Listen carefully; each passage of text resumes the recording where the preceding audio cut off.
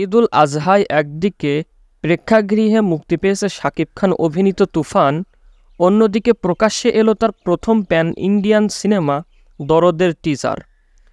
তুফানের তাণ্ডবের মাঝে দরদ দিয়ে ঢালিউডের শীর্ষ এ নায়ক যেন এবার নিজেকেই ছাড়িয়ে গেলেন।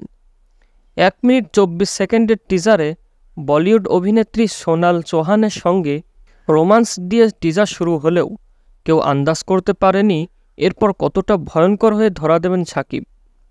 প্রতিটি অ্যাকশন দৃশ্যের সঙ্গে শাকিব রক্ত নিয়ে খেলা করেছেন। নির্মাতা অনন্য মামুন সিনেমাটি পরিচালনা করেছেন। টিজারটি প্রকাশ্যে আসার পর থেকেই নেটিজেনদের প্রশংসা কুড়াচ্ছে। আপাতত তৃপ্তির ঢেকুর তোলে অনন্য মামুন বলতেই পারেন, আমি তাহলে জিতেই গেলাম।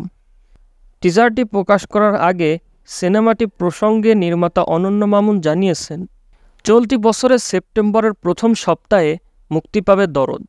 সিনেমায় শাকিব খানের সঙ্গে জুটি বেঁধে অভিনয় করেছেন বলিউডের সোনাল চৌহান। সিনেমাটির শুটিং হয়েছে ভারতের বারাণসী ও এলাহাবাদে।